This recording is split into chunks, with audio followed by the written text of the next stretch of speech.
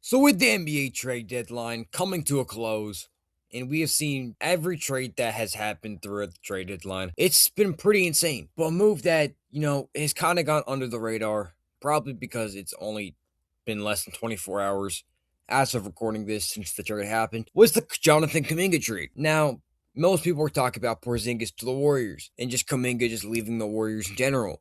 But that's not also why this is good for Kuminga. I will explain why this is the best possible outcome for Jonathan Kuminga. But first, let me give you some backstory. If you don't know Jonathan Kuminga, he was a top high school player. He played in the G League Ignite.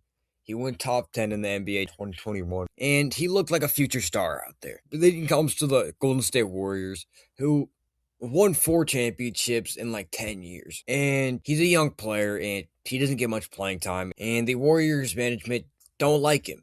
And they make fun of him. And they kind of ruin his confidence a little bit. Jonathan Kuminga to a new team. That is great. I mean, the Warriors don't want him. Kuminga doesn't want to be there.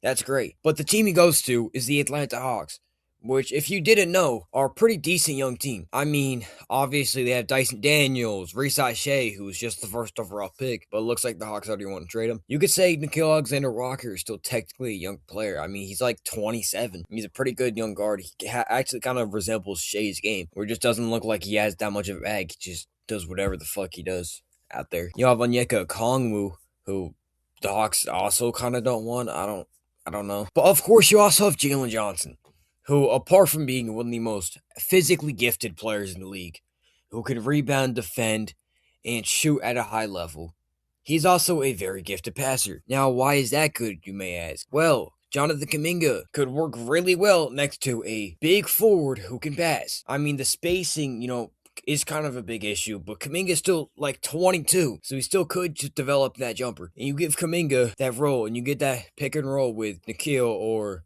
Jalen Johnson, and obviously Kuminga is going to get big shots. So I think this is one of the best things, other by him going to like play with Halliburton, because Halliburton would make Kuminga average 20. I mean, he's crazy. But just Kuminga going to the Hawks is just pretty good.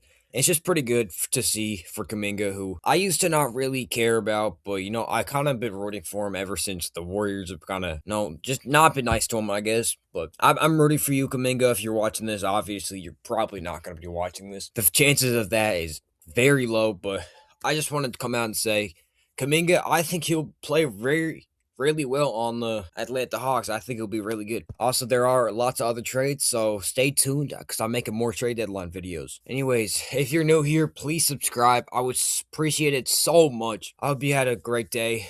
I hope you all had enjoyed the trade deadline, and I'll see y'all later. Peace.